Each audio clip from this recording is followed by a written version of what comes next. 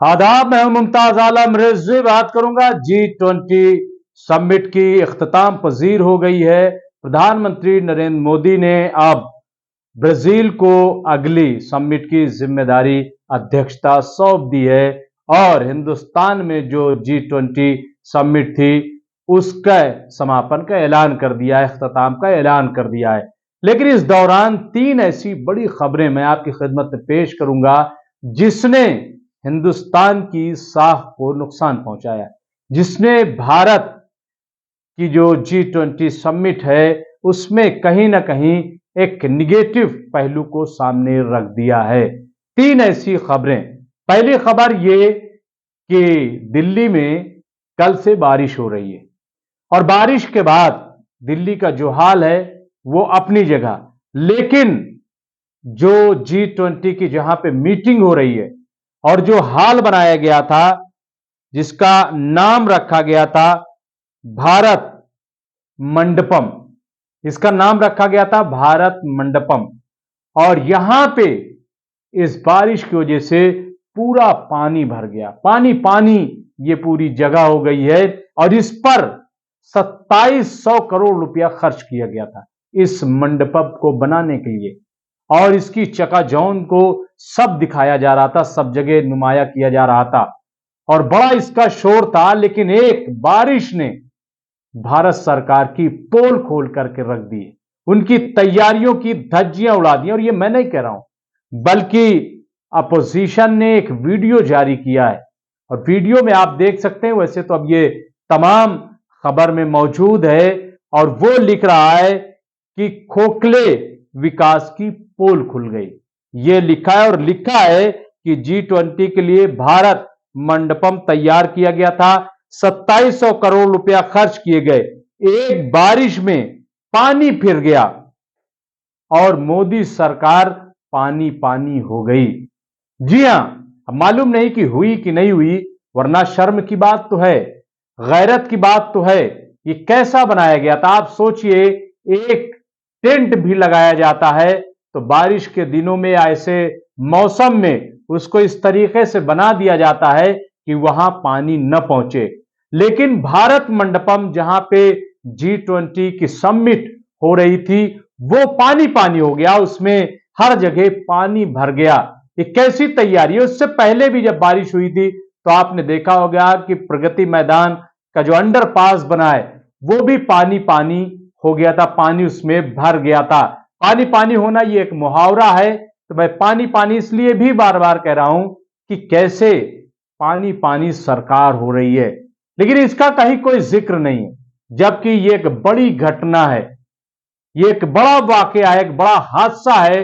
इसको कम नहीं आंकना चाहिए कि आखिर कैसे इतना पानी आ गया, ये कैसी तैयारी थी।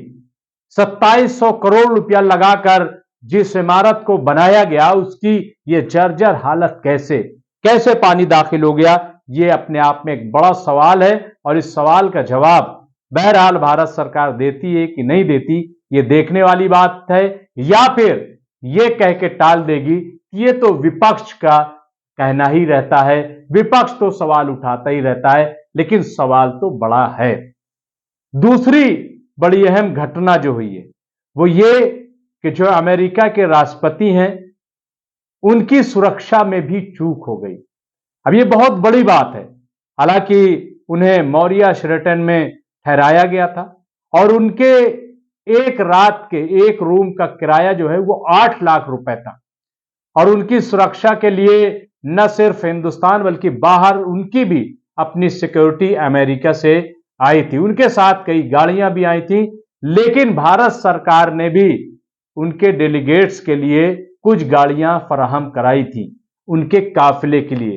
अब जो उनके काफिले में गाड़ियां शामिल की गई थी उनमें से एक गाड़ी जो है वो निजी सवारी को लेकर के, प्राइवेट सवारी को लेकर के वो होटल ताज मानसिंह पहुंच गई। जब ये, और उसमें स्टिकर लगे हुए थे सिक्योरिटी के, यानी अमेरिकी प्रेसिडेंट का जो काफिला है, जाहिर है कि उन तमाम गाड़ियों के लिए एक खास स्टिकर लगे हुए थे ताकि इन्हें रोका न जाए। तो वो जो गाड़ी Joe Biden president of America कि जो बाइडेन के काफिले में जो गाड़ी शामिल थी, वो गाड़ी एक निजी सवारी को लेकर के होटल ताज मानसिंह पहुंच गई। जब वहां पहुंची तो वहां सिक्योरिटी ने देखा, उस गाड़ी को रोका और उसके बाद ड्राइवर को हिरासत में ले लिया गया। बाद में पूछताछ की गई और फिर उसके बाद छोड़ दिया गया।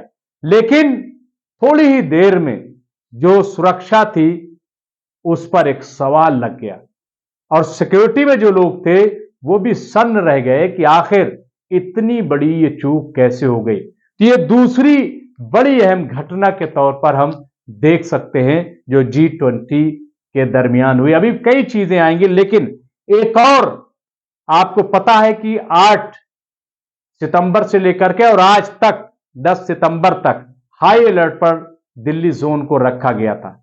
चारों तरफ सिक्योरिटी का नज्म जब्त था। लेकिन इसी दौरान हजरत निजामुद्दीन रेलवे स्टेशन से एक औरत गायब हो जाती है और दूसरे दिन यानी 9 सितंबर को उसकी लाश ग्रेटर नोएडा में मिलती है। इससे भी जो सिक्योरिटी में तैनात पुलिस है उसके हाथ पैर फूल गए कि आखिर यह कैसे हुआ। एक औरत 3 बजे हजरत निजामुद्दीन रेलवे स्टेशन तक रहती है और उसके बाद वहां से गायब हो जाती है। और उसके बाद वो नॉलेज जो पार्क है ग्रेटर नोएडा मेट्रो स्टेशन के पास, वहीं पे उसकी लाश मिलती है। औरत की उम्र 45 साल बताई जा रही है। 8 तारीख को जब ये औरत घर से निकली, उसके बाद जब नहीं लौटी तो उसके अहले खाना ने और खास तौर से जो औरत मारी गई है, जिसके जिस्म पे चोट है, लाश मिली है, उसके बेटे ने जाकर के पुलिस थाने में शिकायत दर्ज की और कहा कि जो लेडी है, जो औरत है, मां है, वो बगैर बताए घर से गई। हालांकि वो हजरत निजामुद्दीन रेलवे स्टेशन में बतौर क्लर्क सर्विस कर रही थी, काम कर रही थी और 3 बजे 8 सितंबर को 3 बजे जो लोकेशन दिखाई जा रही है छानबीन के दौरान, वो हजरत निजामुद्दीन रेलवे स्टेशन उसके ऑफिस की दिखाई दे रही। और उसके बाद जो आखिरी लोकेशन मिली है वो ग्रेटर नोएडा नॉलेज पार्क के पास मिली है। तो ये घटना, इसमें सवाल सिर्फ यही है कि इतनी बड़ी घटना हो गई और इसको लेकर के जाहिर है कि जो पुलिस है, जो पुलिस महकमा है, उसके हाथ पैर फूल गए कि इतनी बड़ी घटना कैसे हो गई, क्या है और क्या इसका कत्ल किया गया है और कैसे ये औरत हजरत निजामुद्दीन से ग्रेटर नोएडा पहुंची है। तो ये 3 बड़ी घटनाएं घटित हुई हैं। इसके अलावा और बहुत सारी चीजें इस दौरान सामने आई हैं, लेकिन सवाल यही है, हालांकि ऐसा नहीं है कि ये तमाम चीजें होती नहीं, लेकिन तीनों अहम इसलिए हैं क्योंकि आप देखिए कि भारत मंडपम, जिसको खास तौर से बनाया गया था, 2700 करोड़ रुपया खर्च किया गया और दिल्ली को सजाने बनाने में तकरीबन 4200 यानी 4,256 करोड़ रुपया दिल्ली को दुल्हन बनाने पे खर्च किया गया ताकि मेहमानों का स्वागत किया जाए और खास तौर से भारत मंडपम को सजाया गया। लेकिन भारत मंडपम में पानी भर गया। चारों तरफ आप ये देख सकते हैं कि स्क्रीन पर कि कितना पानी इसमें भरा हुआ है और चारों तरफ ये थोड़ा बहुत पानी नहीं है, बल्कि आप देखें जो तस्वीर है कि पूरा पानी से लबालब जो है छलक रहा है। कैसे यहां से मेहमान निकले होंगे, कैसे गाड़ियां निकली होंगी, क्या शक्ल सूरत रही होगी और देख करके क्या लगा होगा कि जो मेन जगह है जहां पानी टिकना ही नहीं चाहिए वहां पानी भर गया। तो बहरहाल ये सूरत हाल है जो हमने आपकी खिदमत पे पेश की है। अब इस पर जब सवाल उठेंगे तो बहरहाल सरकार को जवाब तो देना पड़ेगा। वो जवाब देती है या नहीं देती, यह अलग बात है। बहुत बहुत शुक्रिया।